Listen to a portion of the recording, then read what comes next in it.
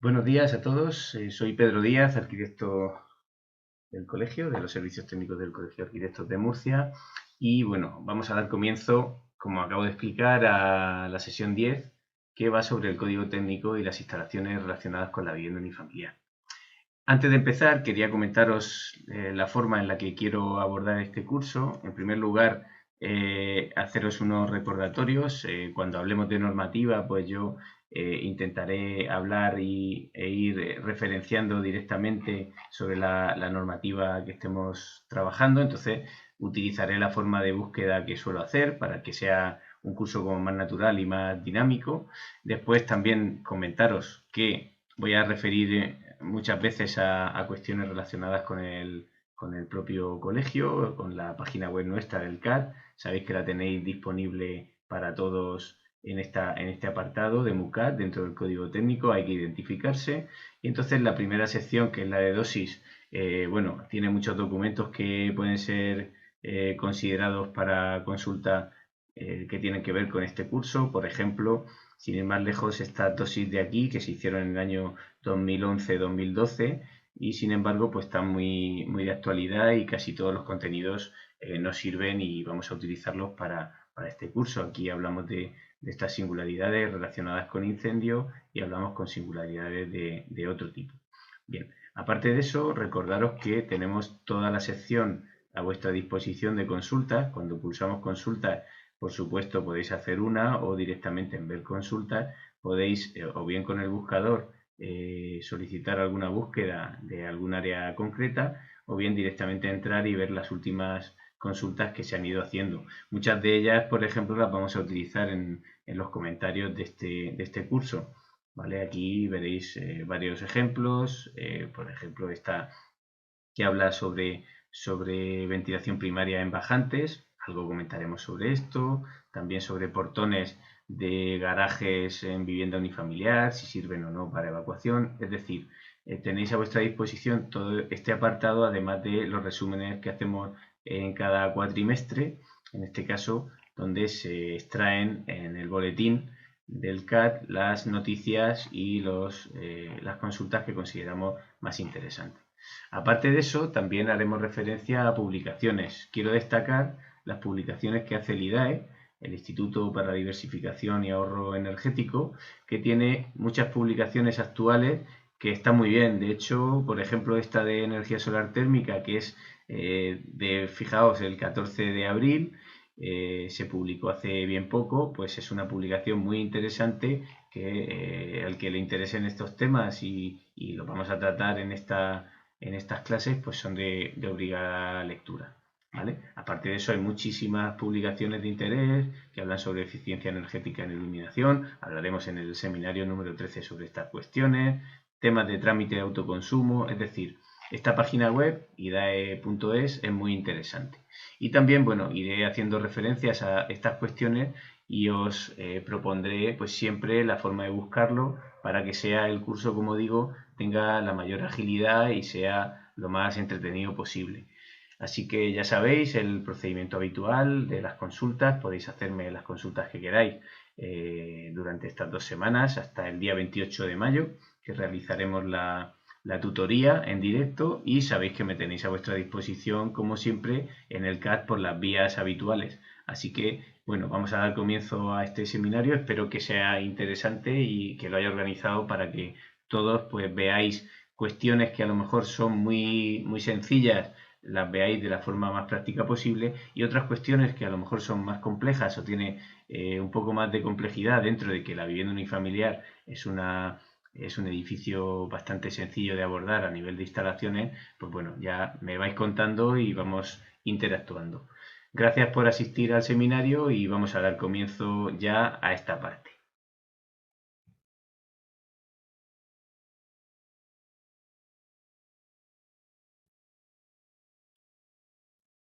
La organización del curso tendrá dos partes fundamentales. Por un lado tenemos la cuestión que tiene relación con incendios, con el DBSI, y las cuestiones relacionadas con la vivienda unifamiliar, le he llamado singularidades, relacionada con esas dos dosis que os he comentado antes, teniendo en cuenta que la cuestión del aparcamiento tiene una aplicación distinta respecto al resto de aparcamientos cuando no son de vivienda unifamiliar o cuando el edificio de encima es vivienda colectiva, hablar de esos recorridos de evacuación, resistencia al fuego de elementos estructurales, etc.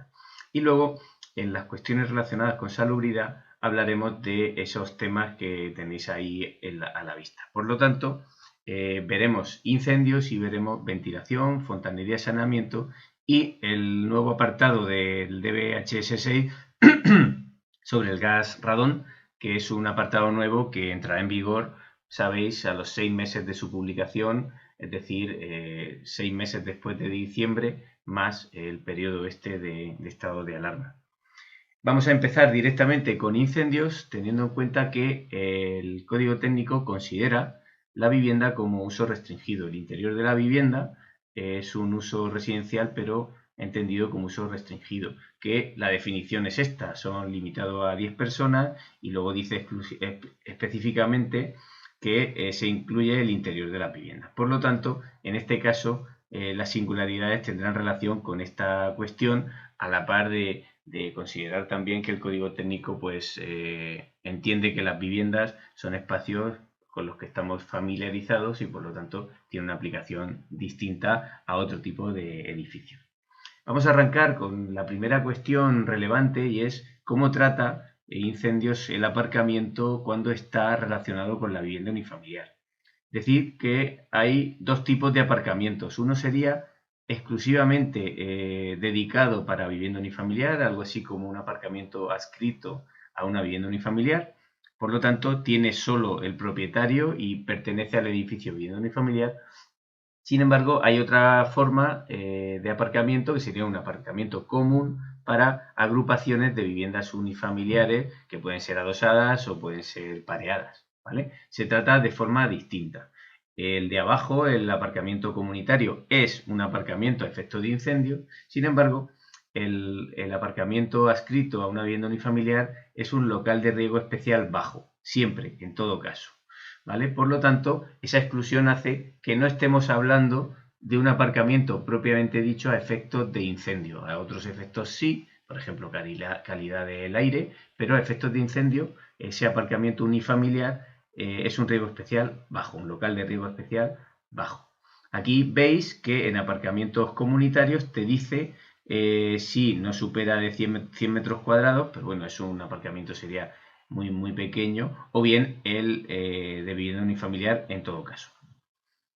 Si continuamos, tendríamos que ver cómo ese local de riesgo especial bajo se conecta con la vivienda unifamiliar, la parte habitable de la vivienda, y esa necesidad de conexión es muy sencilla. Si hay una conexión, necesitamos una sola puerta, que es EI2 45C5, es decir, tiene que llevar cierre automático C5, 45 minutos, y tiene estabilidad e integridad al fuego, esta que estamos diciendo. Importante recordar que la anchura mínima de esa puerta del paso, en este caso, es 80 centímetros, por lo tanto nos lleva a puertas siempre de 82 centímetros, puerta estándar.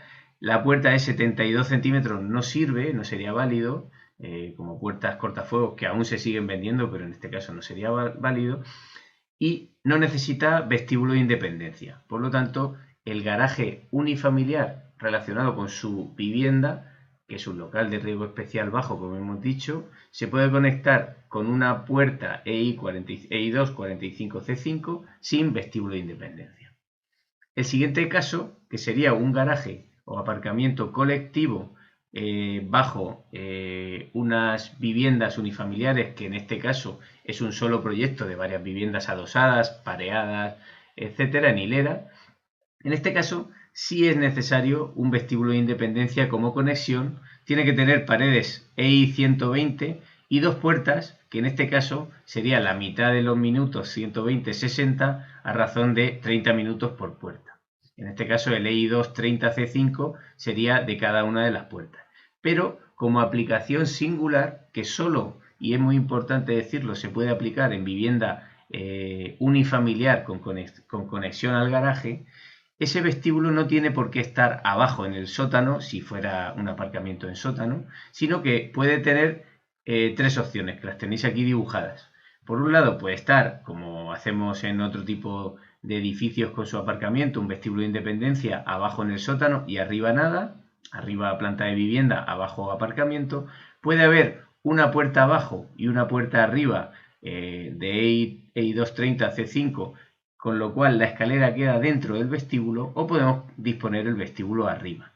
Insisto, esto solo se puede hacer cuando lo de arriba es vivienda unifamiliar, por lo tanto esta escalera va hacia un uso restringido, ¿vale? En este caso no necesita disponer, que es muy importante también, ventilación para control de humo, porque se considera un caso excepcional. De hecho, la norma así lo indica. ¿Se puede utilizar el portón cuando separamos plazas del garaje común a efectos de evacuación? Pues bien, la respuesta es no. Tenéis, y voy a empezar ya a hacer referencia a la propia normativa, me voy al documento de BSI. Hay unos comentarios que son interesantes y tenéis que acudir a ellos, sobre todo porque los casos singulares requieren de ese estudio. Habla de garajes con plazas compartimentadas. Hay algunas veces que se plantea que una plaza compartimentada como tal puede ser un local de riesgo especial bajo, si tiene menos de 100 metros cuadrados, pero la cuestión es que si se quiere hacer así se debe sectorizar totalmente. Y eso hace que el portón de vehículos necesite también tener unas condiciones cortafuegos de estabilidad e integridad al fuego que lo hacen muy caro, por lo tanto no es una opción que se suele plantear. Además que para efectos de evacuación tampoco es válida, salvo que tenga su propia entrada, como veremos en el ejemplo, hacia la vivienda. Si yo tengo mi puerta dentro hacia la vivienda, sí que podría hacerlo, pero si utilizo ese portón para evacuar a las personas que están dentro del aparcamiento, entonces no es válido. Tendría que tener una puerta peatonal, que puede estar integrada en el portón o puede estar aparte. ¿Vale? Pues bien, os recomiendo leer estos dos comentarios, el que habla de evacuación de personas, ese portón de vehículos, y el que habla, que acabo de enseñaros, de esa compartimentación. La cuestión, en resumen, sería la siguiente.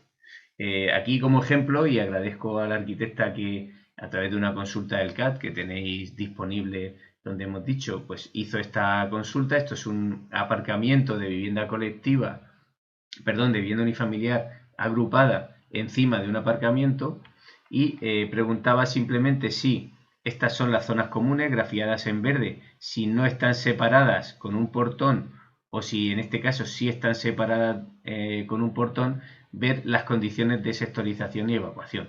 Comentaros que la conexión con la vivienda, cada vivienda se conecta con esta escalera, entonces necesitaría de este vestíbulo de independencia que acabamos de decir que puede estar abajo, puede estar arriba, o puede estar una puerta abajo y otra puerta arriba, pero si colocamos aquí un portón y pretendemos que por aquí haya unos recorridos de evacuación, como estáis viendo aquí, aquí necesitaríamos tener una puerta, ¿vale? Una puerta peatonal. En este caso concreto, este espacio de aquí se queda con una sola salida, porque el portón no sirve para pasar de un lado a otro, es un portón que no tiene esa puerta peatonal. Y entonces aquí tendríamos un problema, porque cuando hay una sola salida en uso aparcamiento tenemos 35 metros. ¿Vale? Bueno, pues esto a modo de ejemplo. Seguimos con la cuestión.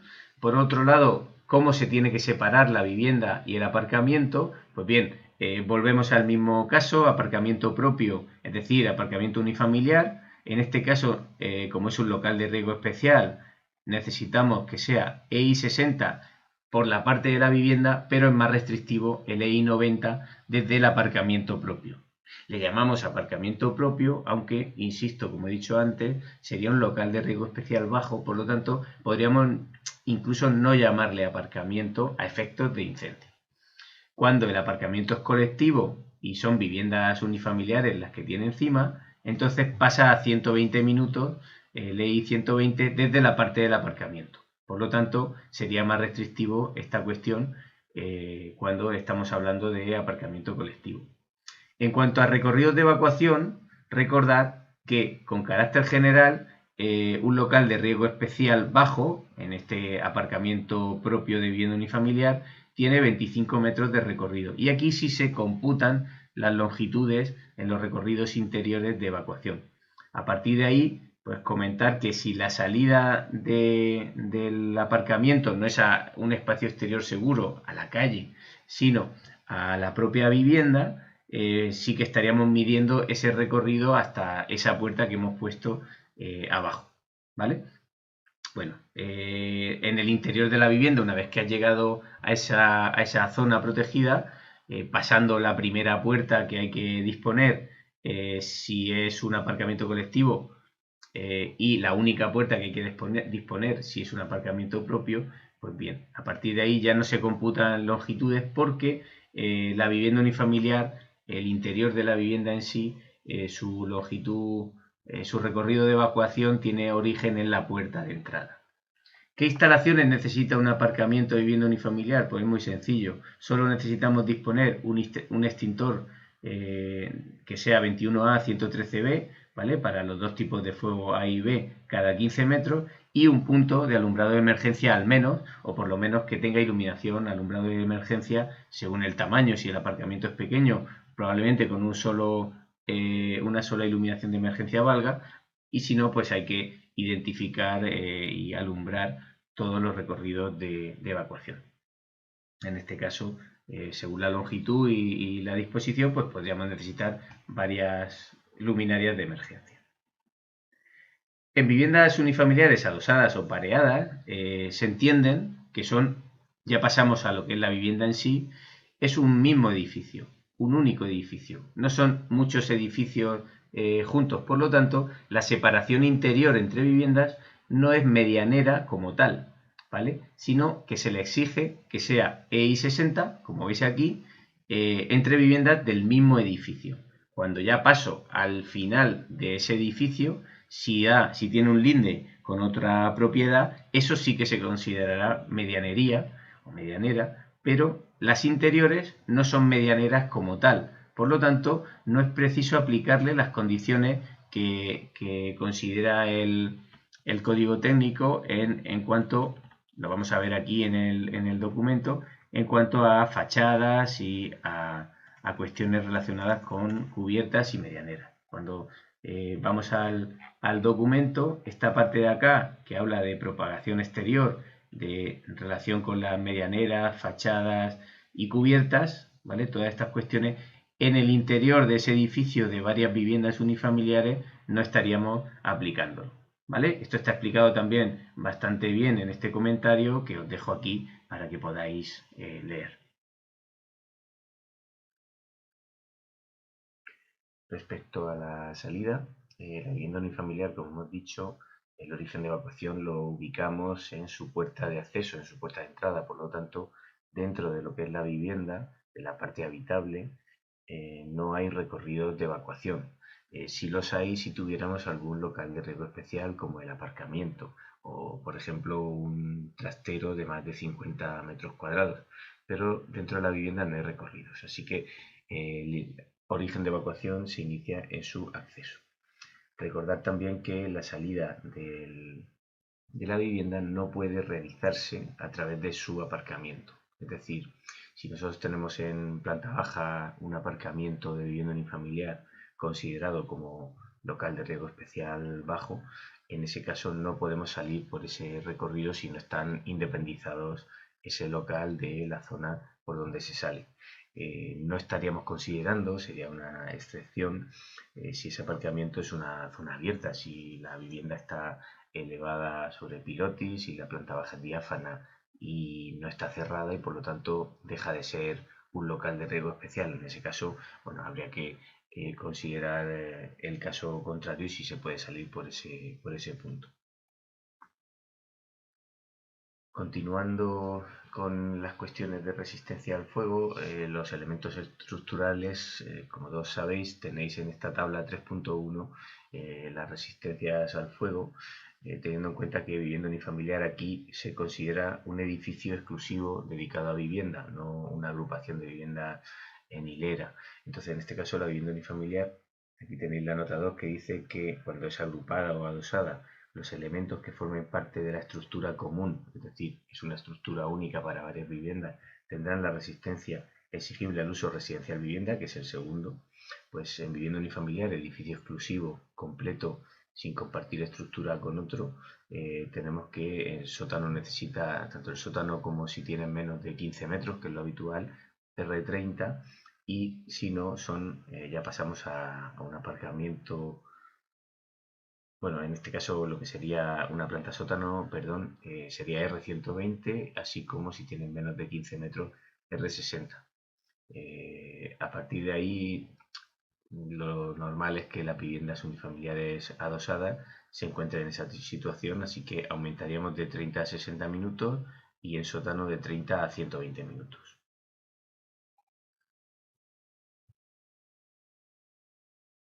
Seguimos con el apartado de salubridad del documento básico HS en aplicación a la vivienda unifamiliar y vamos a iniciar con el nuevo documento de BHS 6 de protección contra el gas radón. Después pasaremos por el HS3 de calidad del aire interior o ventilación.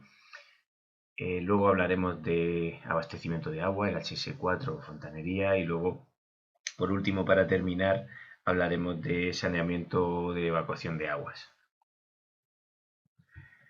Esta nueva exigencia se aprobó, como sabemos, en diciembre del 2019 y entrará en vigor 6 meses después, es decir, junio, más el periodo que estemos en estado de alarma. Por lo tanto, parece que estaremos hablando de agosto o septiembre de este mismo año cuando entre en vigor tanto esta parte como el resto de cambios del código técnico, en concreto el HE, ahorro de energía, que hablaremos en el seminario número 13. El gas radón es un gas radioactivo natural que procede de la desintegración del uranio 238. Nos dicen que es ubicua en la naturaleza y que se acumula en el interior de los edificios, por lo tanto hay que proteger las partes enterradas, las partes en contacto, mejor dicho, con el terreno, y hablaremos siempre de zonas habitables. Eso descartará muchas situaciones de viviendas unifamiliares en las que la zona que está en contacto con el terreno es una zona no habitable, como un aparcamiento. Nos cuenta el apéndice A que el radón está considerado como la principal fuente de exposición natural de radiactivo para humanos. Utilizaremos unas publicaciones, aquí tenéis una fuente bibliográfica de 2 arquitectos para ilustrar algunas de las condiciones y situaciones que se establecen en este documento básico. Aquí tenéis la fuente bibliográfica que podéis consultar. En la aplicación de este documento se habla siempre de locales habitables que están incluidos en un mapa que ahora veremos. Cuando hablamos de nueva construcción se aplica siempre a esos locales habitables, entendido con locales que están, aquí dice, considerados como habitables, entonces aparcamientos, trasteros o zonas sin consideración de local habitable, aunque estén en contacto con el terreno, no sería de aplicación. Cuando hablamos de ampliaciones o de cambio de uso, la ampliación en la parte nueva se considera aplicable y en cambio de uso, si es todo el edificio y cambia el uso, se le aplica y si no a la zona que cambia el uso también. En la reforma, sin embargo, entra a decir que cuando habla dice que se realicen modificaciones que permitan aumentar la protección o alteren la protección inicial, es decir, habla como de compatibilidad de la intervención con esta situación. Evidentemente, como vamos a ver ahora, se trata de interponer una capa por el exterior del edificio. Si no interactuamos con esa parte y el edificio ya está construido, pues va a ser difícil de solucionar. Ahora le echaremos un vistazo. La vivienda unifamiliar, como digo aquí abajo, no tiene unas condiciones distintas, ¿vale? Simplemente la cuestión de si el local es habitable o no. No es habitable, por lo tanto no es de aplicación, o si es habitable pero está separado de forma efectiva del terreno a través de espacios abiertos intermedios, si el edificio está elevado sobre pilotes, por ejemplo, del terreno, y si hay un nivel de ventilación análogo al del ambiente exterior, es decir, si el local está totalmente abierto. Bueno, al fin y al cabo, por terminar con esta parte, local no habitable, hablaremos de cuartos técnicos, trasteros, garajes, pues en este caso quedarían fuera de la aplicación. Este es el mapa de aplicación que nos da el código técnico. En la región de Murcia no hay ningún edificio, se establecen dos zonas de riesgo, la zona 1 y la 2. La 1 es un riesgo más bajo y la 2 más alto. Y si os dais cuenta en este mapa, solo se le pide, solo están afectados los municipios de Águilas, Cartagena y Puerto Lumbreras. Sinceramente no sé exactamente la razón, serán cuestiones de medición y siempre se habla de eso, pero sí que es cierto que bueno, que hay algunas partes intermedias que no se consideran, así que pues bueno, Cartagena el municipio tiene que considerar esto, Águilas y Puerto Lumbreras en la zona 1 y son las que vamos a detallar en la siguiente diapositiva. Zona 1 nos da dos opciones de cumplimiento. Aquí a la izquierda es la zona en la que está la región de Murcia, estos tres municipios. Se habla de la primera opción, que probablemente sea la más sencilla, que es disponer una barrera de protección, en este caso contra el radón, entre el terreno y los locales habitables, que limiten el paso de gases. La segunda opción es una cámara de aire que mitigue esa entrada de gas radón. ¿Vale? Aquí hay una parte que considero difícil de asegurar o de garantizar porque dice que esté separada de locales habitables mediante un cerramiento sin grietas, fisuras o discontinuidades. Es decir, que haya una cámara de aire, imaginaos un forjado sanitario, que no tenga ningún tipo de continuidad a nivel de grieta, fisura o discontinuidad. Es decir, muy difícil de conseguir porque estamos hablando de un gas. Pero bueno, esta cuestión se podría aplicar y esta es la barrera que probablemente sea la que mayor garantías ofrezca. A partir de ahí, la zona 2, en la que no hay ningún municipio de la región de Murcia, se habla de un sistema adicional, en este caso la barrera de protección y un sistema adicional que puede ser un espacio de contención ventilado, algo así como una cámara de aire, o lo que llama sistema de despresurización del terreno, que también le echaremos un vistazo rápido a qué quieren decir estas dos cuestiones de sistema adicional. Los locales habitables situados en áreas no protegidas, como por ejemplo una cabina de un vigilante que está en un garaje, pues sí que evidentemente tendrán que tener cuestiones relacionadas. Aquí, como no es vivienda unifamiliar, no vamos a entrar en ello, pero sí que quería decirlo dado que es un elemento nuevo y un documento nuevo. En edificios existentes, como decimos, siempre se habla de que se podrá ajustar con soluciones alternativas que limiten la entrada del gas radón. En principio serían cuestiones que tienen que ver con la compatibilidad de la aplicación de este documento. ¿Qué es una barrera de protección? Que al fin y al cabo puede ser probablemente la solución más sencilla a aplicar a vivienda unifamiliar. Pues una barrera de protección es un elemento, una lámina que tiene un espesor normalmente de alrededor de 2 milímetros y que tiene unas características de paso a este gas determinadas. Es decir, es un elemento básicamente plástico, como estáis viendo aquí, que se suele interponer por el exterior del edificio antes de construirlo, aunque también hay opciones que, digamos, sellan todo el perímetro, todos los cerramientos por el interior y que esa continuidad hace que no haya ninguna fisura y por lo tanto que no pueda entrar ese gas.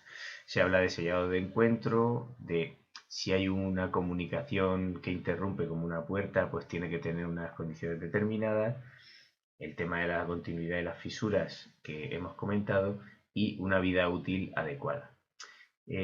Como hemos hablado antes, en edificios existentes, si no es posible interponer esa barrera, habla el documento que se sellarán cuidadosamente las grietas y se cumplirán al menos los apartados B y C, es decir, sellados de encuentro y si hay alguna puerta pues que tenga un cierre automático y tenga esas características.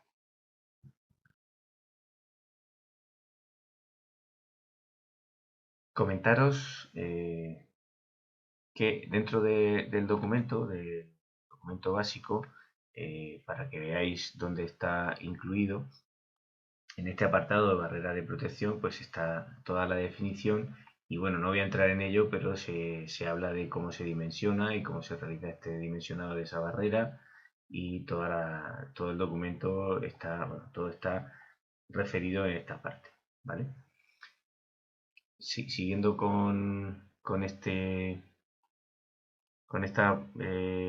presentación, pasaríamos al siguiente condicionante que se habla de espacio de contención ventilado, que ya propiamente dicho no se aplica en la región de Murcia, pero bueno, simplemente por entrar en la definición, donde se habla que forma parte de este espacio de contención una cámara de aire que puede ser vertical u horizontal. Obviamente una cámara de aire vertical en un muro de contención contra el terreno es muy complejo o difícil de hacer, por lo menos en la parte de fuera del edificio. Podríamos pasar a la parte de dentro, pero no es lo habitual que solemos hacer. Y se habla siempre que dispondrá en todo caso de ventilación natural o bien mecánica. En este caso, dice que para asegurar la ventilación debe conectarse con el exterior mediante aberturas libres de obstrucciones. Por lo tanto, tiene que tener una rejilla a la manera de una cámara de aire, un forjado sanitario, por ejemplo. Lo que es la ventilación de esa cámara de aire, aquí se indica cómo debe ser de tamaño. Se habla de aberturas de al menos 10 centímetros cuadrados en el perímetro y a partir de ahí pues se establece una serie de condicionantes que tenemos aquí. En locales no habitables, como digo, pueden ser considerados como espacio de contención. Por ejemplo, un aparcamiento en sí mismo puede ser considerado como un espacio de contención siempre que se ventilen como indica el HS3 que veremos después. O bueno, si fuera aplicación el RITE, que en vivienda unifamiliar no lo es. A partir de ahí, si hay un edificio existente en los que no existe una cámara de aire, indica el documento que se podrá implementar una cámara que, aunque no tenga esas mismas características, mejore esa protección frente al radon. Siempre se habla de esa situación en existente que permita mejorar la situación actual, ¿vale? En este caso, pues bueno, aquí tenéis esas cuestiones. Pasaremos al espacio de contención ventilado, que puede emplear un extractor mecánico cuando las aberturas de entrada y salida de aire no sean suficientes. En este caso, supuestamente, o lo que indica es que aumente esa eficacia al ventilar esa cámara a través de medios mecánicos.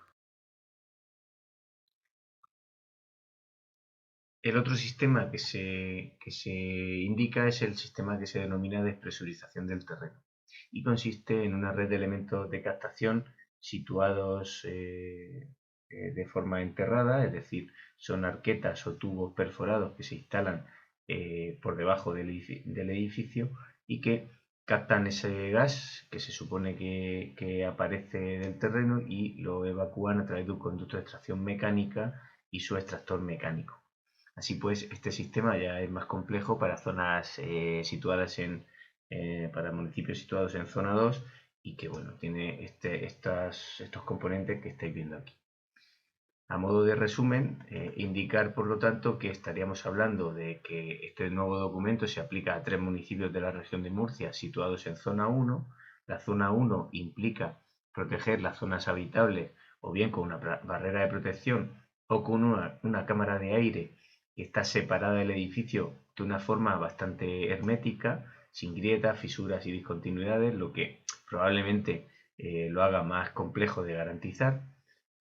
Que ese local habitable, estamos hablando de que puede estar separado a través de un local no habitable del terreno, como puede ser un aparcamiento, y este sería válido si está ventilado conforme al HS3, es decir, con la ventilación que tiene que tener y que veremos más adelante.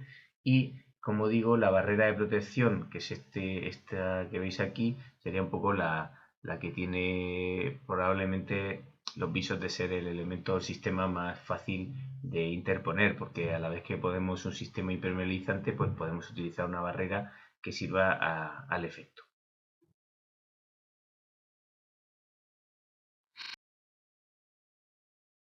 Para terminar esta sección queremos comentar que en la página nuestra del colegio, en el apartado MUCAT dosis, tenéis disponible la número 65, que tiene que puede servir como referencia a lo que estamos hablando. En este caso, como novedad respecto al curso que acabamos de ver, me parece muy interesante, por eso lo pongo aquí.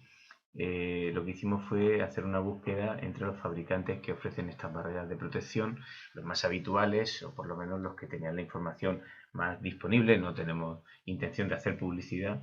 Y aquí veis, por ejemplo, Sika o Chova, cómo disponen de los tipos de barreras de protección que podemos utilizar, que al fin y al cabo son productos bituminosos que pues, son muy parecidos a los sistemas de impermeabilización que estamos utilizando actualmente. Aquí hay otros más específicos, como estas dos empresas que son Radianza o Soprema, que al final pues tienen en sus páginas web, y tenéis los enlaces, toda la información sobre estas cuestiones y las láminas que suelen utilizar, materiales, etcétera. Bueno, pues dicho eso, vamos a pasar ya a la siguiente sección. Pasamos al siguiente apartado, en este caso el DBHS3, calidad del aire interior, que se dedica a la ventilación. El ámbito de aplicación no distingue, por lo menos de manera clara, entre edificios existentes y nueva construcción. Obviamente, a nuevas construcciones de aplicación completa al interior de las viviendas, que es el caso que nos ocupa en vivienda unifamiliar, y también aparcamientos o garaje, que también veremos cómo se hace. Sin embargo, no te habla de ventilación en cuanto a edificios existentes, y es muy importante comentar lo que quiero indicar en esta diapositiva, y es que la función fundamental de la ventilación de este apartado, que está ubicada en salubridad, es doble. Por un lado, evitar que el aire tenga una mala calidad, por lo tanto, controlar la calidad del aire, y por otro lado, evitar la concentración alta de humedad que pueda provocar condensaciones.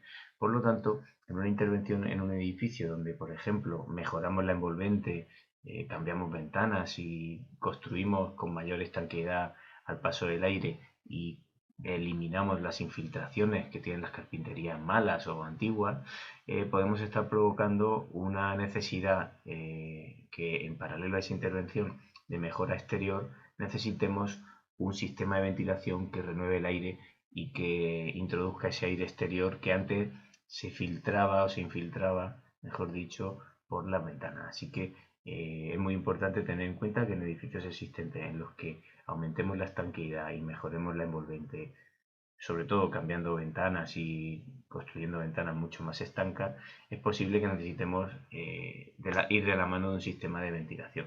La exigencia habla también y es muy importante, el artículo 5 de la parte 1, que habla de posibilidad de realizar soluciones alternativas en calidad del aire, sobre todo en estos temas de ventilación.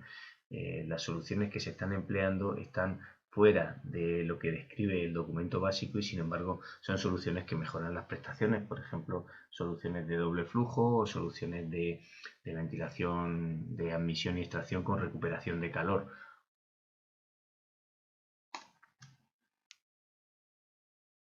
Entrando ya en lo que es la ventilación propiamente dicha, comentar que la renovación de aire o ventilación se puede realizar con tres sistemas distintos. Por un lado estaría la ventilación natural, que podrían haber dos tipos, lo que sería la ventilación cruzada a través de huecos en fachada, o la ventilación que aprovecha el tiro térmico de un conducto vertical pero sin intervención de ningún elemento electromecánico, en este caso a través de convección natural y efecto Venturi, lo que denominábamos antiguamente SUNT, que eran esos conductos que forzaban el paso, la extracción del aire a través de esos conductos verticales. Pues esa ventilación natural. Luego estaría la ventilación mecánica a través de admisión directa o admisión a través de conductos, pero siempre la extracción conducida hasta cubierta con extractores mecánicos que fuerzan la salida del aire y por lo tanto su renovación. Y luego aparece en 2006, cuando se aprueba el primer código técnico, pues esa ventilación híbrida, que es, por así decirlo, mezcla de las dos, de la natural por convección y de la extracción mecánica, para garantizar esa extracción del aire. Pues bien, vamos a ir comentando en función de qué tipo se puede incorporar a cada uno de los sistemas de ventilación de viviendas. Una vivienda, el interior de una vivienda tiene, y esto es importante insistir en ello, tres sistemas de ventilación que son simultáneas y obligatorias, es decir, que las tres tienen que estar y que porque exista una no quiere decir que otra pueda dejar de ser instalada. Por un lado estaría el sistema de ventilación general, que puede ser o híbrido o mecánico, es decir, que podemos utilizar uno de estos dos, pero nunca el de ventilación natural. El sistema general híbrido o mecánico, que lo que hace básicamente es dejar entrar el aire a las zonas húmedas, a las zonas secas, perdón, como vamos a ver posteriormente, y extraerlo por las zonas húmedas. Esa ventilación sería propiamente dicho la instalación de ventilación. Luego tenemos una que denomina el código técnico ventilación natural complementaria, que son los huecos en fachada. Huecos de fachada que es obligatorio disponerlos según este elemento en todas las zonas de la vivienda, salvo en pasillos y cuartos de baño y aseos. Y por último, la que denomina ventilación adicional específica en cocina, que sería la extracción de los gases de cocina de la vivienda. Esas tres deben de estar siempre resueltas y, como digo, por el hecho de tener una ventana no evita que tengamos que tener un sistema de extracción, por ejemplo, en los baños, como vamos a ver. Son las tres simultáneas y obligatorias. En el código técnico se establecen unos caudales a cada uno de esos tipos de ventilación que acabamos de citar. El primero, el que denominamos ventilación general, que puede ser híbrida o mecánica, tiene esta tabla que se modificó en el año 2017. Redujo considerablemente los caudales en viviendas, sobre todo en viviendas pequeñas, y habla del tipo de vivienda en función del número de dormitorios y establece una serie de caudales, de organización de caudales muy sencilla, en la que tenemos que evaluar, por un lado, el aire que entra en locales secos, dormitorios y salas de estar, y el aire que entra en locales húmedos. Y luego tenemos que hacer un equilibrio entre la extracción en locales húmedos y la admisión en locales secos, considerando que es el mismo aire el que entra y sale de la vivienda. Como veis, pues simplemente lo que hacemos es, en función del tipo de estancia y el número de dormitorios, se establece que el dormitorio principal va a tener 8 litros por segundo, el resto de dormitorios 4, y las salas de estar, desde la pequeña a la más grande, pasan de 6, 8 y 10 litros por segundo. A partir de ahí hay un pequeño matiz, porque no es gran cosa, de 6, 7 y 8 litros por segundo en función del número de dormitorios en cocinas y cuartos de baño, teniendo en cuenta que hay un mínimo total de 12, 24 y 33 litros por segundo de extracción. Luego haremos un ejemplo rápido de equilibrio de estos caudales. La adicional específica en cocinas tiene un caudal fijo que no tiene relación con este, por lo tanto va independiente, de 50 litros segundo por cada campana extractora. Y la ventilación natural complementaria, es decir, los huecos en fachada, se establecen solo a efectos de ventilación el 5% de la superficie útil, es decir, la superficie útil dividido por 20 en metros cuadrados. Es decir, no tiene relación esto con la iluminación. Hay otras ordenanzas municipales o bien la orden, perdón, del año 44 que establecen pues un porcentaje más estricto, porque realmente el 5% de la superficie es muy poco. Esto hace, por ejemplo, que una estancia de 20 metros cuadrados tenga que tener una superficie practicable solo de 1 metro cuadrado. Bien, en ordenanzas o en esa ley del orden del 44 se habla de 1/8 de la superficie, algunos planes generales hablan de 1/10, que es más del doble de esta situación. Podría corresponder a algo así como si tenemos una ventana corredera, la parte practicable es la mitad de la total. Vamos a entrar de lleno ya en la ventilación general, que es propiamente la instalación de ventilación de la vivienda, la que renueva, la que garantiza la renovación del aire. Como hemos dicho, y vamos a compararlos entre sí porque es la parte fundamental, esta decisión que hay que tomar inicialmente, entre el sistema híbrido o el sistema mecánico. El sistema híbrido lo tenéis arriba y consiste en dejar entrar a través de aireadores o un sistema de microventilación el aire, es decir, hay que dejar admitir de modo directo el aire por la fachada. Lo extraemos a través de conductos que son verticales y que tienen que existir uno en cada núcleo húmedo, como veremos, porque la vivienda unifamiliar tendrá una, dos o tres plantas, pero no va a ser un edificio de altura. Y por otro lado, la ventilación mecánica tiene dos opciones: o bien dejar la admisión directa exactamente igual que la híbrida, o bien conducirla a través de sistemas de doble flujo que permiten la recuperación de calor. La extracción siempre va a ser mecánica a través de conductos, pero te permite unirlos todos y extraerlo en un único punto y centralizar ese extractor. La híbrida tiene unas condiciones de ubicación de la chimenea, de la extracción, de lo que denomina el código técnico boca de expulsión, el punto de extracción, que en función del obstáculo pues tiene que separarse una distancia para poder empatar con él hasta 10 metros, conseguir la misma altura, y si tienes menos de 2 metros tiene que aumentar el 30%.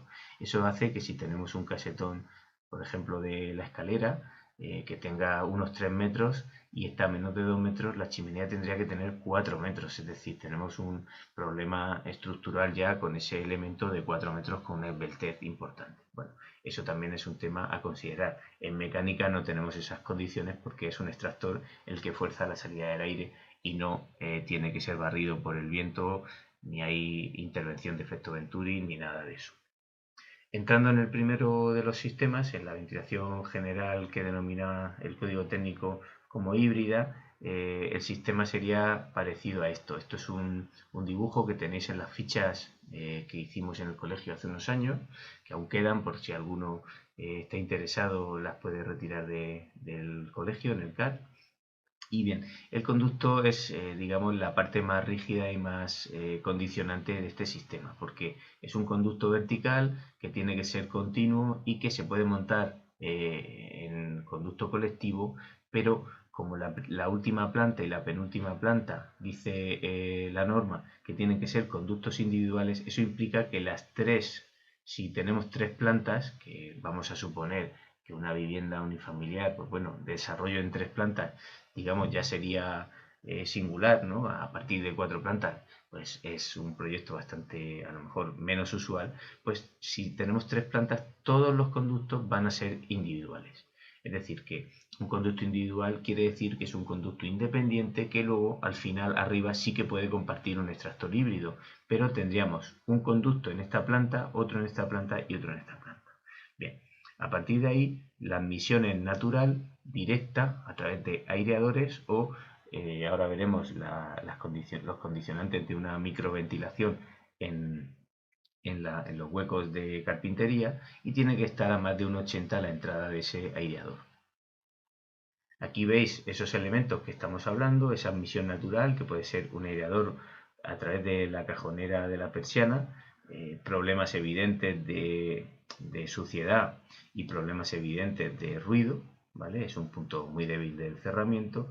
Aireadores incorporados en los huecos de ventana. Aquí pues tenemos el problema que el hueco se reduce bastante en cuanto a la superficie vidriada, porque esto es un elemento que se interpone encima del marco, hay que tenerlo en cuenta. Y luego aparte pues también otro problema a través de relacionado del ruido y probablemente del ahorro energético, está entrando el aire de la calle directamente. A partir de aquí sabéis que en los años de aplicación, de inicio de aplicación 2006-2007, se creó bastante revuelo en esta situación y se admitió posteriormente en un modificado del código técnico que estos aireadores fueran equivalentes a lo que se denomina microventilación. Son unas ventanas que llevan un dispositivo de cierre que permite abrir muy poquito una ventana oscilobatiente en esta posición normalmente y que permite la entrada de aire. Tanto estos sistemas como estos se pueden incorporar en ventilación híbrida y también en mecánica, pero tienen una relación con el ruido y con el ahorro energético muy importante que hay que analizar previamente. Estas situaciones en entornos ruidosos, en una gran vía de una ciudad, pues probablemente sean poco deseables porque son puentes acústicos que tienen unos problemas de interferencia importantes. Esto probablemente sea una de las causas por las que la ventilación mecánica doble flujo gana bastante la partida. Ahora entraremos en ello. Después están las aberturas de paso. El aire tiene que pasar por la fachada en ventilación híbrida a través de estos dispositivos, tiene que pasar por las compartimentaciones normalmente asociadas a las carpinterías, a las puertas, también puede ser alguna rejilla en la pared, pero bueno, tiene unas prestaciones peores. Estas circunstancias de poder permitir la parte de abajo, la holgura entre la puerta y el suelo que está permitida, pues siempre tiene una limitación, ¿no? No podemos hacer unos huecos muy grandes aquí. Por lo tanto, al final hay unos dispositivos como estos que veis aquí en la parte de arriba de los marcos que se pueden incorporar. Y por último estarían las aberturas de extracción, que son estas denominadas habitualmente rejillas, pero que pueden tener también mejores prestaciones. Yo siempre digo que es mejor ya adoptar ese lenguaje que nos propone, esa terminología que nos propone la nueva normativa, porque si denominamos rejilla probablemente nos pongan algo así, sin embargo abertura de extracción parece que puede tener alguna prestación mayor, ¿no?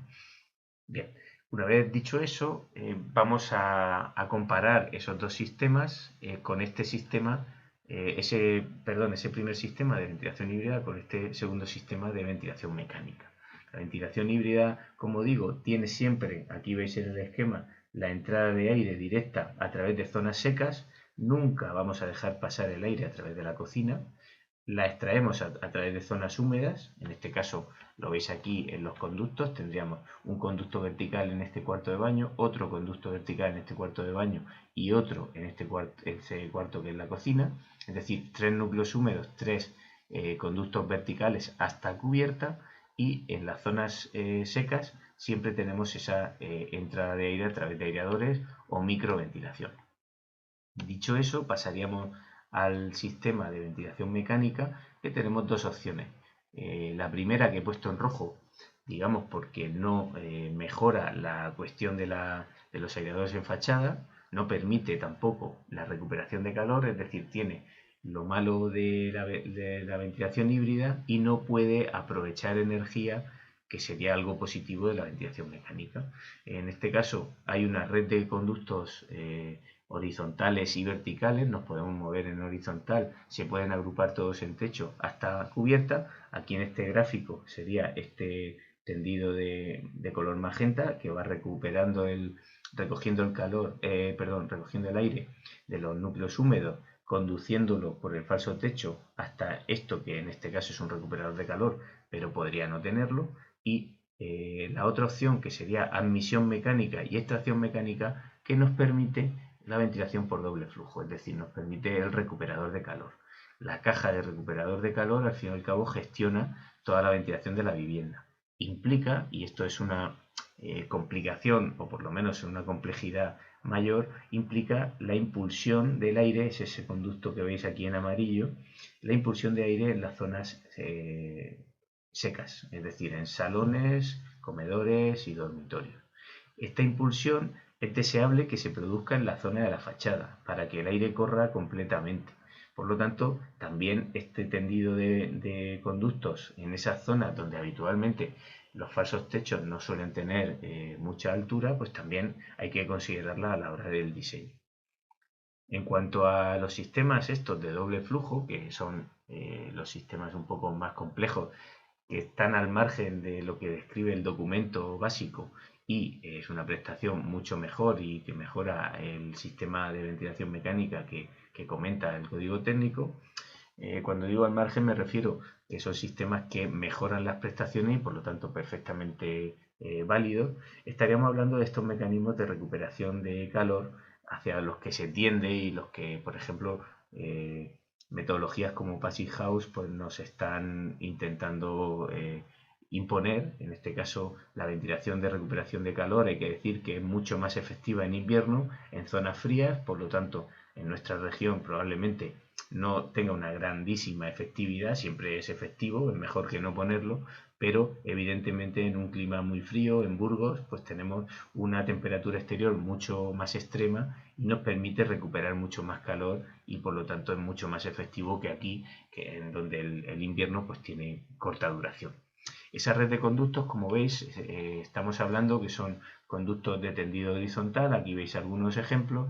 En este caso suelen ser de PVC, no tienen unos requisitos de temperatura alta, por lo tanto podemos extraer el aire de este cuarto de baño a través de un conducto plano de PVC que tiene un diámetro bastante pequeño, y luego lo podemos impulsar, en este caso a las zonas secas, a través de otra red de conductos. Aquí veis otro ejemplo, y centralizar lo que es la parte más interesante en un único punto que sube hasta la cubierta, de tal manera que aparecen menos cantidad de chimeneas y evidentemente pues tenemos menos impacto en una cubierta que puede ser una cubierta plana mucho más diáfana y mejor utilizada. Aquí tenéis algunos ejemplos de marcas comerciales. Otra vez insisto en que no tenemos ninguna intención publicitaria, pero sobre todo porque sorprende en estas partes de publicidad la importancia que le dan a este elemento, al recuperador de calor, ¿no? Evidentemente tampoco vamos a tener, va a ser difícil que tengamos viviendas con estos espacios de servicio tan enormes, ¿no? Pero bueno, al final es una forma de ver estos conductos, cómo pueden integrarse dentro del edificio o en algunos armarios de instalaciones, y sobre todo, por lo que lo he puesto, es para que tengáis en cuenta que ocupa un espacio muy muy importante. Son conductos grandes, son aparatos grandes que hay que dejar bien previsto en el proyecto desde el primer momento. Pasando al aparcamiento de vivienda unifamiliar, incidir en que la vivienda unifamiliar como tal puede tener la consideración de aparcamiento o no en función de si es de uso exclusivo de la vivienda. Una vivienda con un aparcamiento propio que no está conectado con ningún otro, ese aparcamiento se considera, como hemos dicho al principio del seminario, un local de riesgo especial bajo, en todo caso. Y si está conectado con otros, con todos los de un grupo de viviendas unifamiliares adosadas, pues entonces sí tiene consideración de aparcamiento. Pero a nivel de ventilación se le aplica la prestación de 120 litros segundo de ventilación de caudal por plaza de aparcamiento. En este caso, si el aparcamiento está en planta baja, por ejemplo, pues se puede resolver de un modo muy sencillo si tiene menos de 100 metros cuadrados útiles, es un caso singular, con dos aberturas, en este caso dos rejillas, vamos a llamarle así, separadas 1,5 metros, una de admisión y otra de extracción. Es independiente porque el aire hará lo que quiera en este caso, pero que se dimensionan con ese caudal de 120 litros segundo y plaza. Esta solución se puede incorporar esas aberturas en una chapa, por ejemplo, microperforada en la fachada, por ejemplo en la puerta, en el portón de garaje, y quedaría perfectamente resuelto. Es una solución exclusivamente para 100 metros cuadrados útil. A partir de ahí tenemos que plantear un sistema de ventilación que puede ser forzada, mecánica, o puede ser natural. En aparcamientos no se puede aplicar la ventilación híbrida. Recordad que en todo esto la eficiencia energética está presente, y la cuestión de la ventilación tiene un impacto en el consumo energético bastante importante, sobre todo en climas extremos. Por supuesto, en nuestra región en verano tiene un impacto muy, muy alto, y en zonas muy frías también. Entonces, siempre hay sistemas como por ejemplo, que quería citar, que están fuera de lo que describe el DB, pero por supuesto que mejoran su funcionamiento, como la ventilación geotérmica. La ventilación geotérmica, a ver que ahora, la ventilación geotérmica, me acerco aquí, pues consta de ese mismo aparato recuperador de calor. Un inciso: siempre que haya un aparato que mueve aire, necesitamos disponer de un desagüe, porque puede haber algún punto en el que haya condensaciones, entonces necesitamos disponer de ese desagüe con su sifón, etcétera. Pues bien, la ventilación geotérmica, este aparato lo que hace es decidir, si las condiciones son extremas, hacer pasar el aire a través de esos conductos o pozos canadienses que se suelen llamar. Ese conducto recoge el aire y lo lleva aquí, y ya recupera el aire, recupera el calor con el aire interior y extrae y admite, o bien lo coge la fachada cuando la situación lo permite. Aquí veis la situación de verano y de invierno, y un ejemplo, un esquema muy sencillito. Bueno, a modo de ejemplo de aplicación de la cuestión de los caudales y el equilibrio de caudales, voy a utilizar y voy a poner aquí la tableta para dibujar a la vez. Voy a utilizar dos ejemplos que muchos conoceréis de arquitectura, vamos, que no, muy interesante, ¿vale? Que son dos viviendas unifamiliares muy sencillas, una desarrollada en una sola planta, ¿vale? Y otra desarrollada en también una sola planta, pero que podría representar, dado que están en la misma planta, como si fuera una vivienda desarrollada en dos alturas, porque tiene dos zonas diferenciadas. Entonces voy a explicar cómo se aplica esta tabla y cómo se resuelve. Como veis, esta tabla habla del número de dormitorios. A partir de ahí se establecen los caudales que tiene que existir. Entonces, si os dais cuenta aquí, voy a organizar toda esta sería la zona de noche y esta sería la zona de día. De la misma forma podemos ver que aquí tenemos los núcleos húmedos, estos dos baños y esta cocina, ¿vale?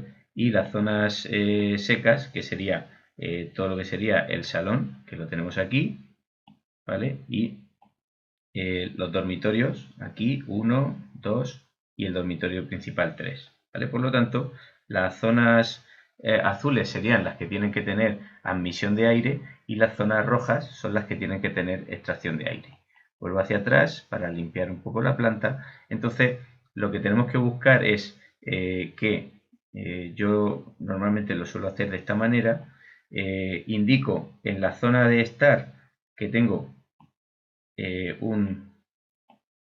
lo pongo aquí, un caudal de ventilación de admisión y en las zonas de dormitorio otro, así, caudal de ventilación de admisión, caudal de ventilación de admisión y en las zonas húmedas tendría un caudal de ventilación de extracción y de extracción. Perdonad la calidad del dibujo, que es un dibujo muy bonito, lo que pasa es que es de la época, entonces no lo he querido tocar ni redibujar yo, por respeto al arquitecto. Entonces, en este tema, ¿cómo planteamos el equilibrio de caudales? Pues muy sencillo. Tenemos 3 o más dormitorios, por lo tanto, en el dormitorio principal hay 8 litros segundo y en el resto de dormitorios 4, así como en la sala de estar 10. Por lo tanto, a priori, lo que hago es aplicar los 10 litros por segundo en el estar, los 8 litros por segundo en el dormitorio y los 4 en cada uno de los dormitorios secundarios, ¿vale? Y aquí me sumo el caudal total de admisión, que sería 8 y 8, 16 y 10, 26 litros por segundo. Después me voy a las zonas húmedas y le aplico el caudal que plantea el código técnico. Hay una diferencia importante porque antes era 15 y ahora te dice 8 por local. Antes me refiero del modificado del código técnico 2017. Por lo tanto, aquí te dice que son 8 litros segundo, 8 litros segundo y en la cocina otros 8 litros segundo, ¿vale? Por lo tanto, el caudal de extracción sería 3 por 8, 24 litros por segundo, ¿vale? Entonces, la misma tabla te dice que el mínimo es 33 litros por segundo en extracción de esta vivienda. Por lo tanto, aquí tengo que tener 33 litros por segundo. ¿Eso qué quiere decir? Que lo voy a poner como en naranja, me faltan 9 litros por segundo que tengo que organizar en algún sitio. Ahora veremos dónde los puedo añadir, ¿vale? En este caso, una vez que tengo esos 33, que ahora veré dónde añado estos 9, tengo que equilibrar y hacer que el caudal de admisión sea igual al de extracción. En este caso está por debajo, lo voy a poner en verde. Tengo que ir a 33 litros por segundo también de admisión y en este caso aquí me faltan 7 litros por segundo. ¿Vale? De tal manera que la admisión y la extracción sean iguales y esto se llama equilibrio. ¿Vale? Equilibrio. Bien, pues visto esta forma de cálculo muy sencilla, ahora tengo que distribuir esos 9 y distribuir esos 7. Y eso ya sí que depende del diseño. Lo he hecho así porque en esta otra vivienda, como veis, las zonas húmedas, las zonas secas están organizadas aquí en la zona central y sin embargo tengo zonas húmedas organizadas aquí, en estos cuartos de instalaciones y de baño y en la cocina. Entonces, la organización es totalmente distinta a la que tenemos aquí. Aquí parece más sensato equilibrar por zona, es decir, equilibrar esta zona entre sí y esta zona entre sí, como sería, por ejemplo, una vivienda en dúplex, pero no tengo por qué hacerlo así.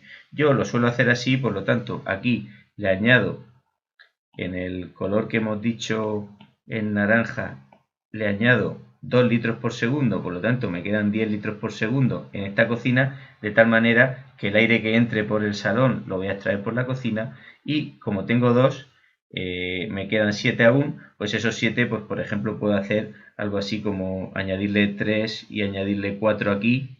No tiene mucho sentido hacerlo distinto porque al final estos son 12 y estos son 11, por lo tanto, pues bueno, podría hacer en vez de 3 añadirle 4 aquí y tener en los cuartos de baño extracción de 12 y eso me haría, lo voy a poner entre paréntesis 34, ¿vale? Que tendría que añadirle 1 aquí, ¿vale? O sea que, vamos, básicamente el criterio que consideréis más adecuado. Yo, para simplificar este planteamiento, voy a hacer el que he dicho ahora y voy a poner aquí 11 y aquí 12, simplemente para no tener que añadirlo otra vez y hacer un ejercicio mucho más rápido. Y entonces ahora me queda añadirle esos 7 litros a la admisión. En este caso, claramente se los añadiría aquí y diría, pues le añado 3 aquí y le añado 4 aquí, ¿vale? De tal manera que aquí se me quedan 8 y aquí se me quedan 7.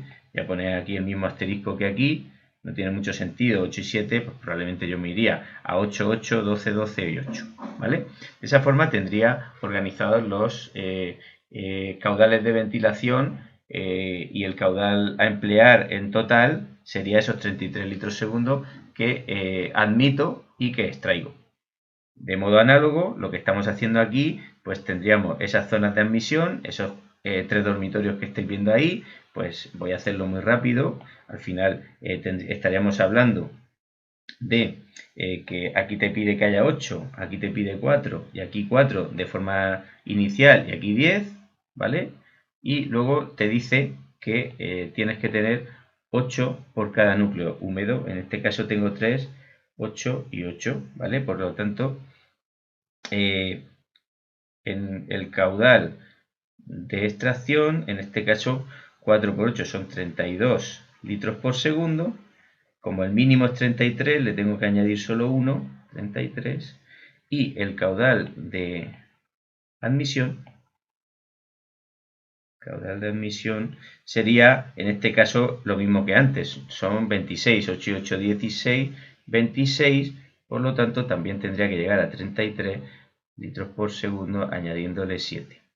Aquí es mucho más fácil porque además este equilibrado parece evidente que le puedo añadir aquí, voy a poner en este color, le puedo añadir aquí 1 y ya tendría 9, por lo tanto tendría esto resuelto y esos 7 pues de forma análoga pues podría ponerle 3 y 4, que probablemente lo lógico sería ponerle 4 y así todos los dormitorios son a 8 y pues todos los elementos salen de modo parecido, ¿vale? Así que esto sería un ejemplo de organización de equilibrio de los caudales que te dice el código técnico en esta parte. Tened en cuenta lo siguiente, estamos hablando solo de los caudales de renovación de aire, que luego pueden ser híbrida o mecánica. Pero aparte tengo el caudal de la campana extractora, ¿vale? Entonces, vamos a esa campana extractora, imaginamos, por ejemplo, que vamos a suponer que está aquí, ¿vale? La campana está aquí, pues aquí tengo que tener una extracción de 50 litros por segundo que no tiene relación con los otros caudales que estábamos planteando, ¿vale? Eso hace que si, por ejemplo, yo tengo aquí el conducto que va por el techo, ¿vale? Y sube hasta la cubierta, ¿vale? Pues tendría que hacer una previsión de salida de humo que probablemente no sería la ubicación viendo el edificio, ¿no? Porque al final estaríamos hablando que me sale aquí una cosa y tampoco es plan de destrozar el edificio, pero estoy poniendo a modo de ejemplo cómo tiene que resolverse. Recordaros que en ventilación mecánica esto es un ejercicio muy rápido, el tamaño de esto es 2,5 por el caudal, es decir, 2,5 por 50 litros por segundo. Por lo tanto, este tamaño es 125 centímetros cuadrados. Es decir, que una campana extractora individual de una vivienda unifamiliar tiene unos 125 centímetros cuadrados, que depende del diámetro comercial al que vayamos, suele corresponder a un diámetro 160-150, ¿vale? Porque si hacéis pi r al cuadrado, veréis que os va a salir un diámetro de 126, por lo tanto el 125 se queda ligeramente por debajo, ¿vale? Estaríamos así.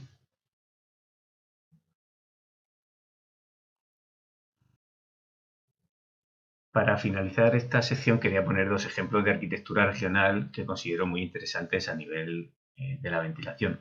El primero es La Casa de la Tierra, que es un proyecto del arquitecto murciano Antonio Avellán. Le mando un saludo desde aquí porque nos conocemos, al fin y al cabo esta es tierra de buenos arquitectos y uno de ellos es Antonio. Aquí veis el ejemplo donde tiene esta sección tan interesante que capta el aire, que es una chimenea solar en el perímetro y una torre de refrigeración que denomina en el centro, y así consigue este flujo de aire que veis aquí dibujado en este gráfico, porque al fin y al cabo lo que quiero destacar con este ejemplo es que la ventilación eficiente y sistemas de ventilación que se utilicen también para fomentar el ahorro energético se presta mucho en este tipo de edificios como son las viviendas unifamiliares. Otro ejemplo que es muy relevante y muy conocido son las famosas viviendas bioclimáticas de Bullas, en el Centro de Agroecología y Medio Ambiente que está en La Rafa, en Bullas, del genial arquitecto Fernando de Retes. Aquí veis pues unas imágenes, tenéis toda la información aquí en la web de arquitectura de los premios de arquitectura de la región de Murcia, por si alguno no lo conoce. Y bueno, simplemente recordaros que tienen unos sistemas de pozos canadienses realizados en un proyecto del año 2006, por lo tanto hace mucho tiempo se adelantó a estas propuestas que ahora a lo mejor se empiezan a desarrollar con más fuerza, y estos conductos pues atravesaban todo el subsuelo y toda esta parte enterrada del edificio, pinchando y ventilando interiormente las viviendas. Bueno, es un ejemplo brillante de arquitectura bioclimática que además se puede visitar, lo tenemos aquí al lado, y quería terminar esta primera sección con estos dos ejemplos.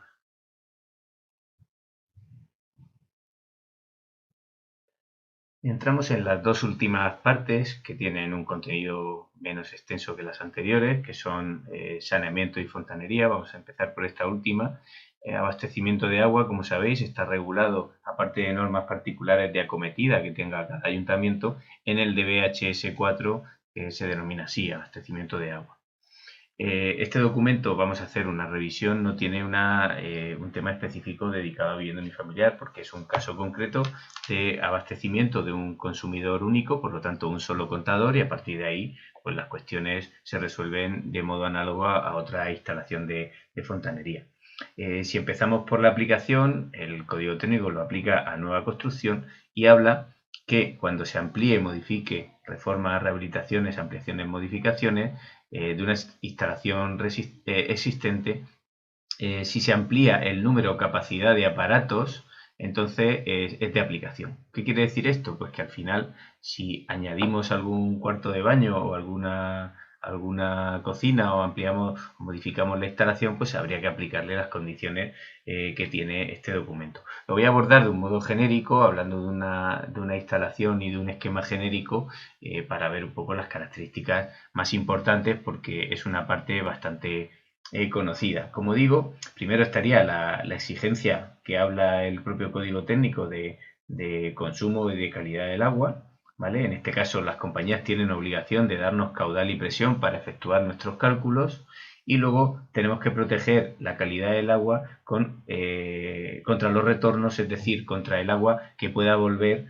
en sentido opuesto y por lo tanto pueda traer algún tipo de contaminante. En este caso emplearemos siempre elementos antirretorno ubicados donde corresponde según el esquema. Además, los aparatos pues tienen que estar preparados para ello, y habrá grifos de vaciado para poder vaciar la red y poder ubicar puntos de esos vaciados que permitan pues la reparación, ampliación o reforma de cualquier instalación de agua.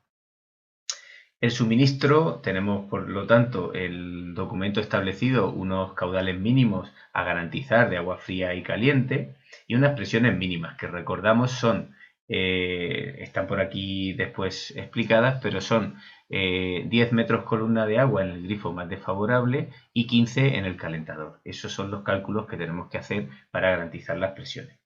Los locales de instalaciones deben tener, y aquí sí que hay una excepción en vivienda, por eso lo he colocado aquí, ese local de instalación debe ser planteado en un edificio.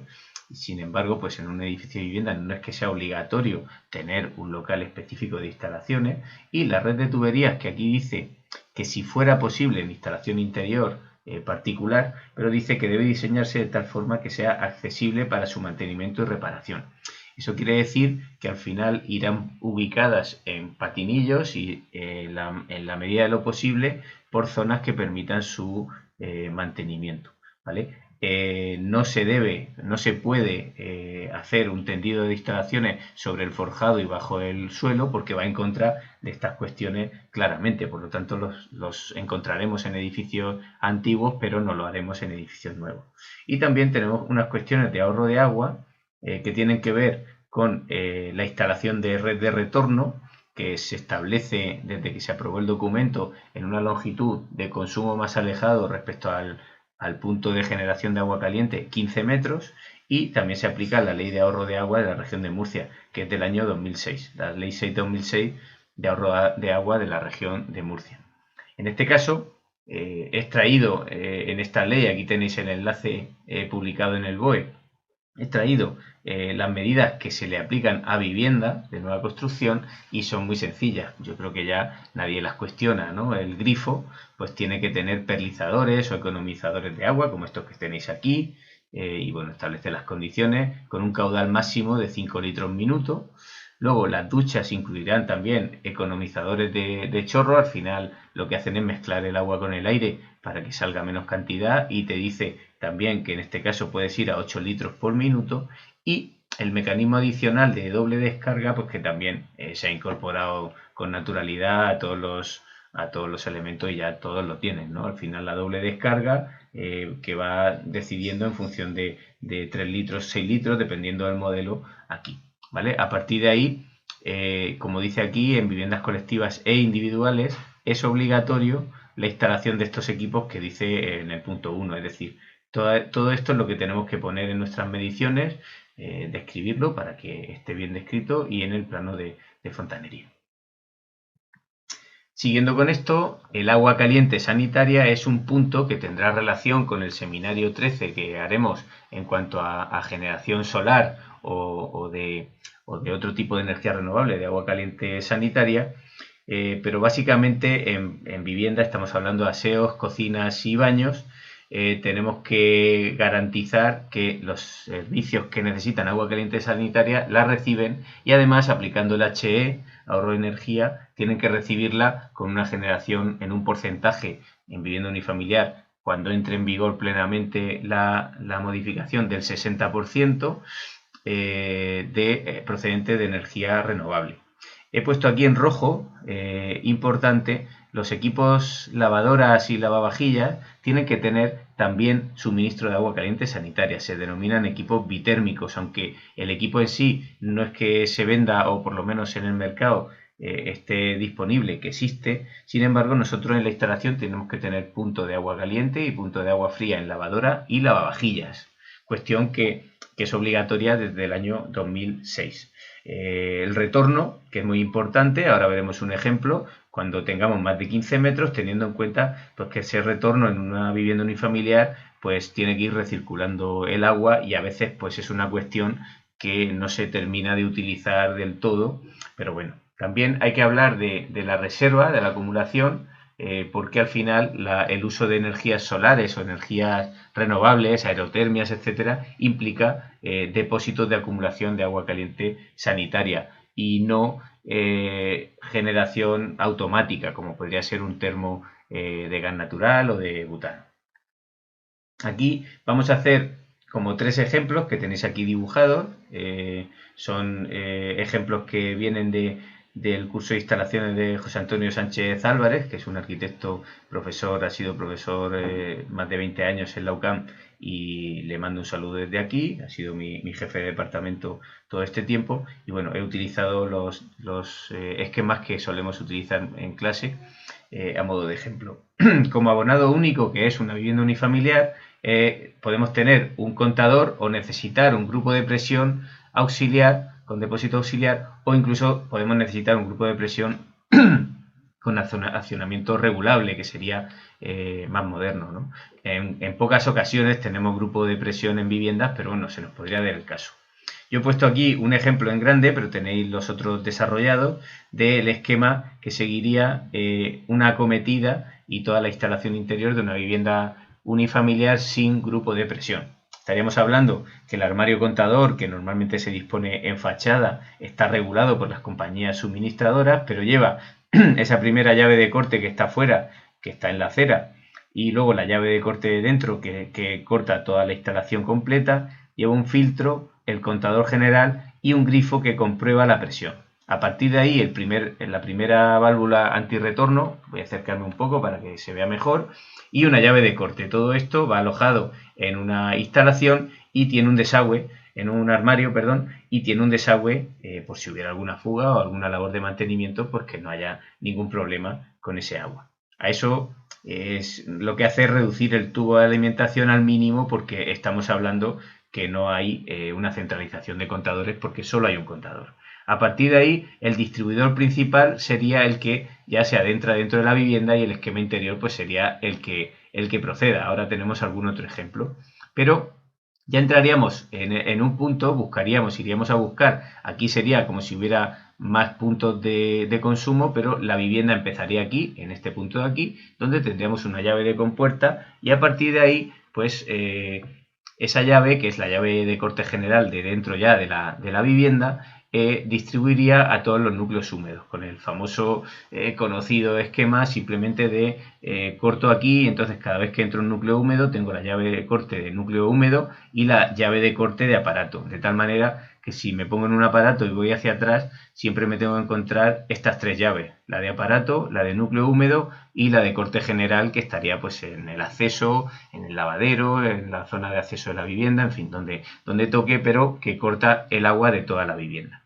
Aquí veis un ejemplo de agua caliente sanitaria en paralelo que se genera aquí, y ese generador de agua caliente de apoyo se conecta con el panel solar en este caso, o con la generación de energía renovable que proceda.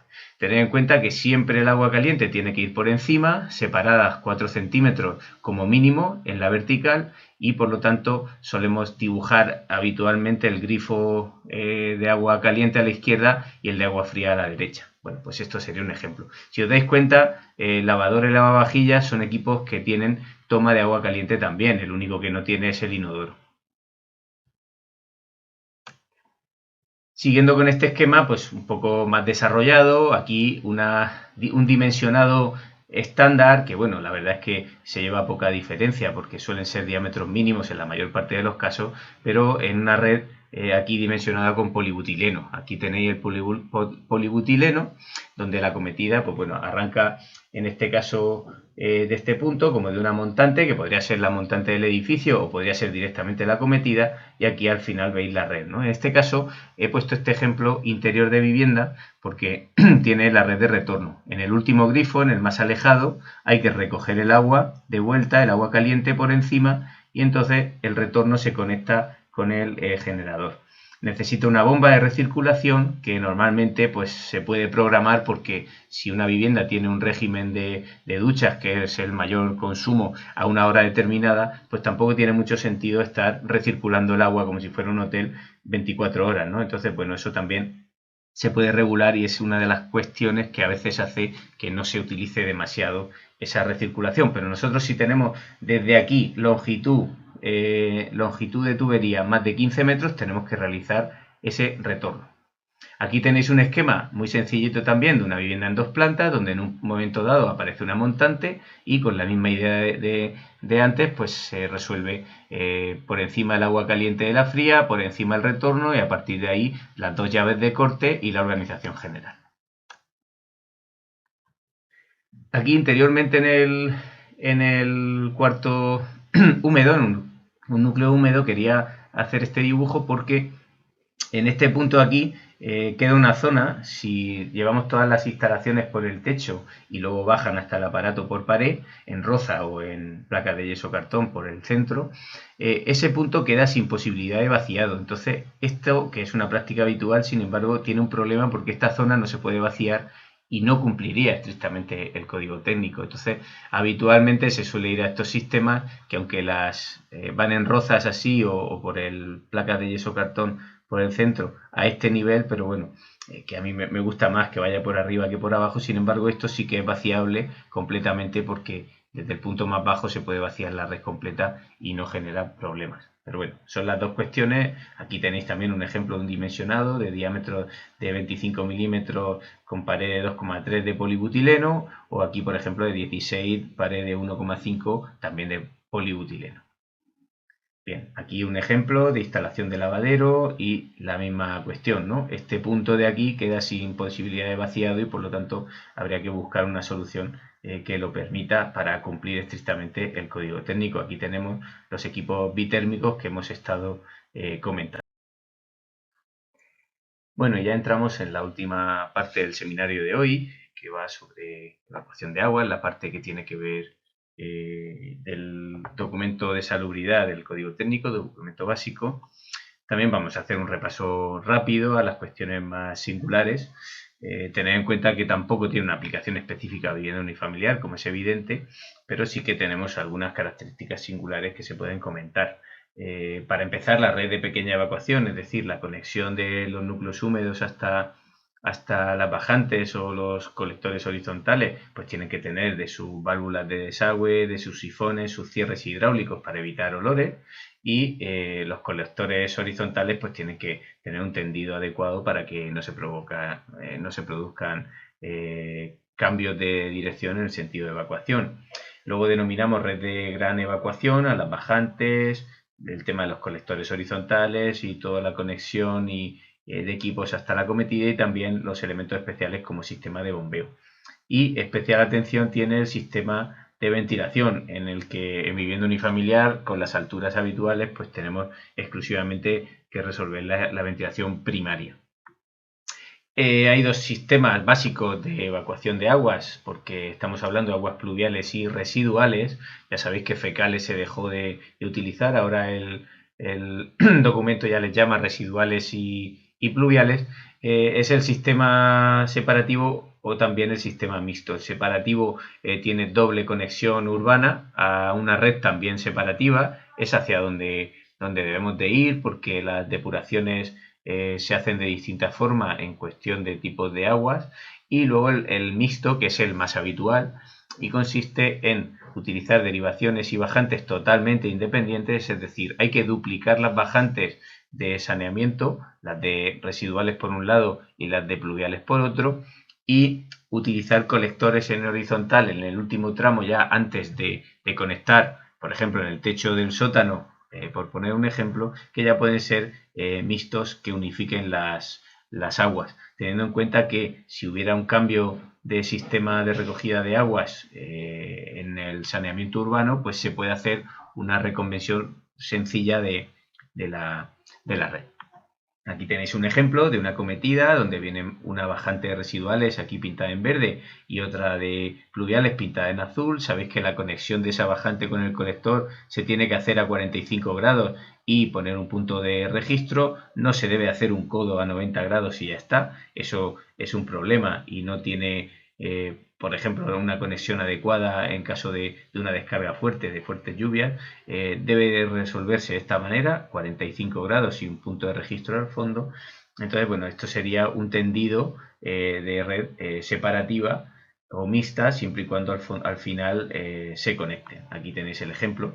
La conexión de una a otra, de la pluvial con la de residual, se hace a través de un sifón previo que corta o anula con el cierre hidráulico la transmisión de olores, y después tiene que tener un punto de registro y una válvula antirretorno previa a la conexión de la red. Sabéis que en red urbana, en vivienda unifamiliar, lo más habitual es encontrarnos un 200, un diámetro 200, esperándonos a la conexión. Por lo tanto, veréis que cualquiera que dimensione estas redes, pues estamos hablando que prácticamente con diámetros de 110, 125, ahora hablaremos de ello brevemente, pues está resuelta prácticamente todas las bajantes y los colectores.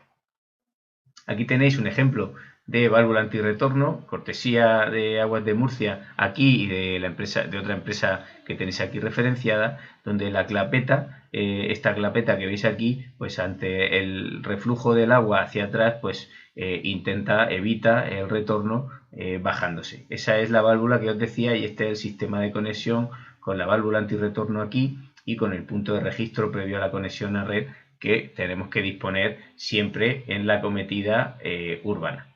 Este punto que veis aquí dibujado es una arqueta recogida de aguas de bombeo que a través de una bomba o dos en paralelo, que sería lo deseable, aunque en vivienda unifamiliar pues es un sistema bastante singular, pero por seguridad debería de haber dos. Aquí tenemos el bombeo y aquí bueno, la bomba y la conexión a la cometida a la red.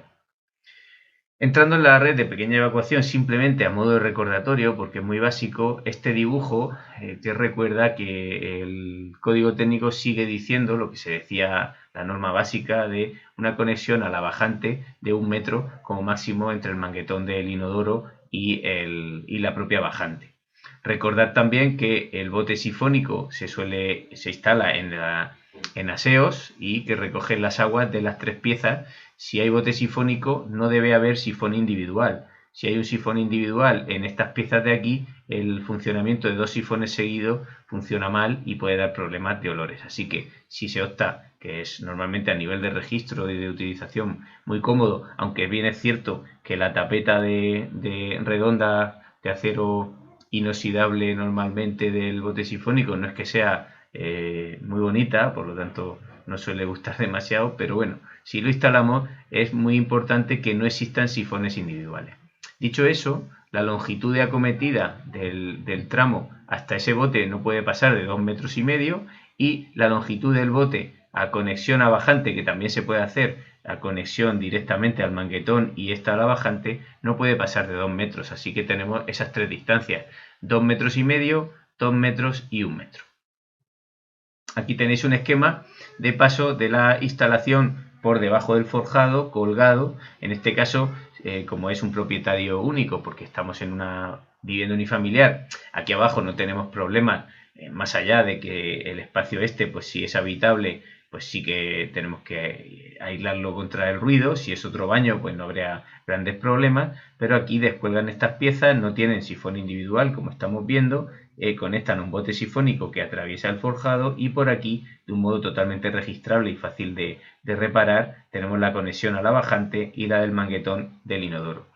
¿Vale? También existen opciones de situar toda esta red encima del forjado, pero sabéis que tenemos una limitación de pendiente muy importante, porque al final cuando te vas al 2% y un diámetro de 40 que tiene como mínimo la bañera, pues tenemos una interferencia importante con las cuestiones que tienen que ver con el ruido y el documento básico de ahorro de protección contra el ruido, el HR. ¿Vale? Ahora os enseñaré algunas imágenes que tenemos en la guía de aplicación de ruido. Bueno, de hecho voy a hablar directamente ahora un poco de esta guía, que es importante, la guía de aplicación del DVHR. Aquí la tenéis en el código técnico para descarga. Esa guía de aplicación, que es este documento de aquí, pues tiene muchos detalles que tienen que ver con las instalaciones y en concreto con el paso de instalaciones que nos sirven también para electricidad, fontanería o saneamiento y que es muy importante considerar. ¿Vale? Entre otras cosas, las cuestiones que tienen que ver con los techos acústicos y los suelos flotantes, ¿vale? Pues tenemos que tenerla bastante muy en cuenta porque suponen, aquí tenéis muchos ejemplos de instalación, suponen un punto débil en ese aislamiento acústico, sobre todo cuando se trata de distintos propietarios. Cuando es un único propietario no tenemos grandes problemas, como es una vivienda unifamiliar, pero bueno, sí que es cierto que cuando el garaje es compartido, pues tenemos que tener una serie de precauciones. Aquí os recomiendo que vayáis a esta parte de encuentro donde habla de suelos flotantes, porque claro, estos suelos flotantes, bueno, en este caso el suelo flotante tipo 1, que es el más habitual, el suelo que tiene encima una solera de hormigón, se pone el aislamiento y se le echa 5 centímetros de hormigón, normalmente con un mallazo. Pues en este tema, interponer todos esos botes sifónicos aquí o esas redes tendidas, pues lo que hace es interrumpir esta conexión de aislamiento y por lo tanto generar algún problema. Bueno, os dejo aquí simplemente esta recomendación de lectura y continúo con lo que estábamos viendo. A partir de aquí ya habría que hablar de elementos puntuales, simplemente a modo de recordatorio. Los sifones son muy importantes, por un lado no interponer un sifón detrás de otro, que eso es importante, pero el sifón debe permitir el cierre hidráulico bien hecho, y a veces se descuida, por ejemplo, en aparatos de aire acondicionado, que las unidades interiores condensan en verano y entonces esa condensación debe tener interpuesto un sifón que en invierno, como no genera agua, se puede secar y puede transmitir olores. Hay otros tipos de sifones que no son simplemente una tubería girada haciendo el sifón, como en serpentín, sino que son sifones que cierran automáticamente con una bola, y por lo tanto cuando hay un periodo que no se genera agua, pues está cerrado y permite un cierre bueno. La cota de cierre debe estar entre 5 y 10 centímetros y hay distintos tipos que tenéis vistos aquí. El sifón, pues aquí hay algún ejemplo de bote sifónico, en este caso de PVC, los de botella que tenéis aquí, que son en aparatos individuales, ¿no? Aquí pues de un lavabo, por ejemplo. Entonces es importante que si colocáis o se coloca en la instalación y después hay un bote, pues eso genera un problema de funcionamiento. La bajante, el elemento bajante siempre, y no hace distinción el código técnico, y es muy importante tenerlo así en cuenta, entre residual y pluvial, siempre tiene que tener ventilación primaria. La ventilación primaria siempre hay que disponerla siempre que haya una bajante.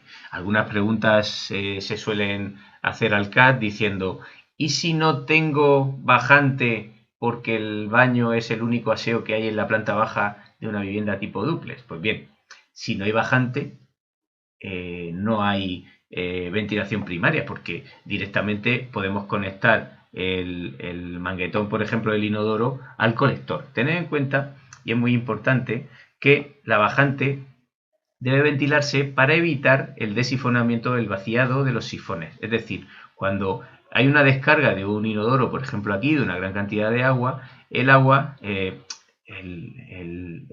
arrastra el aire, y si no puede tomarla de la ventilación, la toma de un sifón y lo vacía.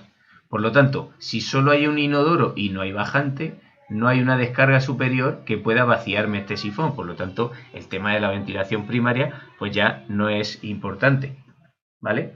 Volviendo a donde estábamos, esas conexiones entre aparatos pues se producen de esta forma, y tenemos que, en prolongación recta, al final una bajante se considera como tal si no se desvía más de 45 grados en el sentido estricto de la caída. Es decir, si yo tengo, a ver un momento, si yo tengo una línea, bueno, voy a intentar dibujar con esto, con el ratón, perdonadme. Si yo tengo una línea así y 45 grados y hago así, entonces sí que es una bajante. Sin embargo, si hago así, esto ya se convierte en un colector si es menos del ángulo de 45 grados. Por lo tanto, siempre que sea una bajante en prolongación recta o con esa desviación de 45 grados, pues debe de tener ventilación primaria. En el caso de que no haya ventilación primaria, puede sustituirse esos elementos de ventilación por válvulas de aireación. Una válvula de aireación se puede poner en un falso techo al final de la bajante y hace el mismo efecto. Solo entra aire, no sale aire. Por lo tanto, el tema estaría resuelto, pero necesita un mantenimiento muy importante, ¿vale? Al final, ese mantenimiento hace que el cliente, nuestro cliente, el usuario final, tiene que saber que ese elemento pues va a estar ahí y va a estar funcionando. También hay otro tema que a veces no se tiene en cuenta y es que si yo tengo un recorrido de un ramal de más de 5 metros, necesito o bien interponer ventilación terciaria, y eso obliga a secundaria y a primaria, o bien colocar estos elementos de aireación. Así que en la medida de lo posible hay que intentar que los ramales, por ejemplo, de las cocinas, no tengan más de 5 metros. Bien, por otro lado, para ir terminando, recordar una cuestión de pluviales que a veces se olvida. El número mínimo de sumideros es 2. Es decir, por muy pequeña que sea la cubierta, imaginad un patio de 3×3, tiene que tener 2 puntos de salida de agua. Puede ser un sumidero y un rebosadero o 2 sumideros, pero en ningún caso puede tener uno solo. Esto es del código técnico, ¿vale? Desde el año 2006. Sabéis que las zonas pluviométricas que se definen en esta España dividida en 2 solo, tiene toda la parte mediterránea, que es zona B, como se supone que es menos pluviometría, pero más intensa. En este caso, en zona B, de la isoyeta, Murcia, por ejemplo, tenemos en la región, tenemos isoyetas 40, aquí isoyetas 50. Pues bien, en función de la isoyeta en la que estemos, vamos a suponer que fuera 60, ¿vale? Eso quiere decir que el cálculo lo tenemos que hacer a 135 milímetros hora, es decir, 135 litros por hora. Un milímetro en base a un metro cúbico sería un litro, un milímetro por 1 sería un litro de agua, ¿vale? Esos 135 son los que nos sirven para dimensionar. ¿Por qué cuento esto? Pues lo cuento por lo siguiente. Y no he entrado en dimensionado, por supuesto, pero simplemente una pequeña reflexión. Si optamos por disponer en viviendas unifamiliares o en edificios pequeños, irnos no al diámetro mínimo, que es el 110, sino a un diámetro de 125, pasamos de poder soportar 580 metros cuadrados de proyección horizontal de cubierta a 800, es decir, con una pequeña diferencia. Sabemos que el diámetro mínimo es 110, pero si vamos a 125 prácticamente no hay que calcular nada, simplemente con esas bajantes pues tenemos muchísima agua que nos va a caber, y también de la correspondiente a aguas residuales, ¿vale? El diámetro mínimo, código técnico, es 110, y hemos estudiado en el CAT alguna propuesta de modificación hace ya unos años en los que se planteaba cambiar a 125, pero lo cierto es que aún no se ha hecho. Así que, bueno, simplemente a efectos prácticos, pues esta cuestión quería comentarla. Por último, ya para concluir, que vamos un poco pasados de tiempo, comentar que también están regulados los drenajes. Sabéis que en la aplicación del HS1, la primera parte del de salubridad, habla mucho de drenajes que en ocasiones no son posibles si estás fuera de tu propiedad, pero en otros casos sí. Pues simplemente está regulado también aquí.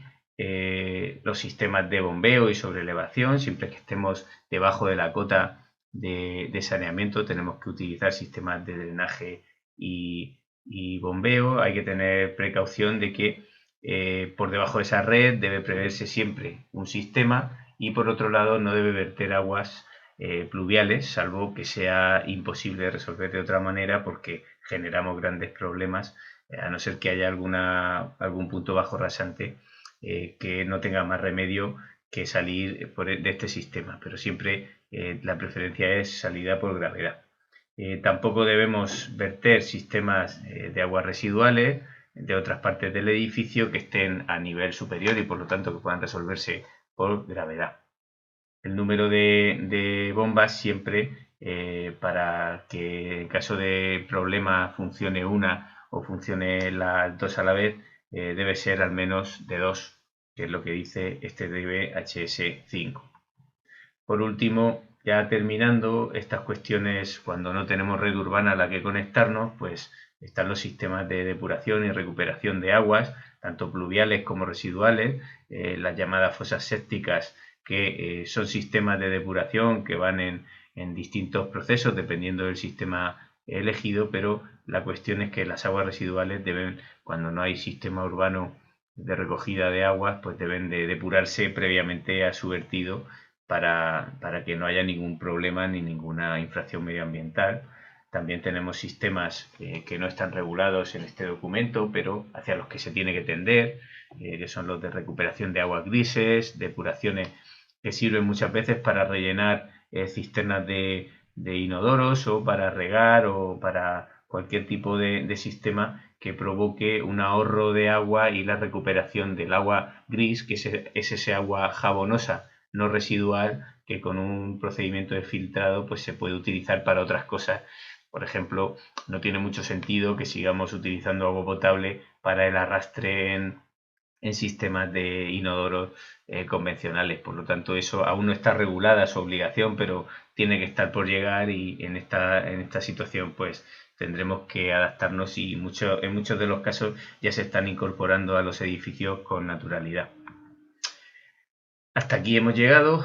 Quería daros las gracias por vuestra atención. Espero que haya sido interesante y no haberos aburrido demasiado. Me tenéis a vuestra disposición para cualquier duda o pregunta. Sabéis que tenemos una tutoría el próximo jueves 28 de mayo. Hasta ahí pues me podéis hacer cualquier cuestión y os la iré respondiendo. Y bueno, terminar con una imagen bonita como es la del centro de Fernando de Retes, que además está en mi pueblo, en Bullas, así que desearos lo mejor a todos y que nos veamos pronto y bueno, nos tenéis a vuestra disposición en el CAT para cualquier cosa. Un abrazo a todo el mundo. Hasta luego.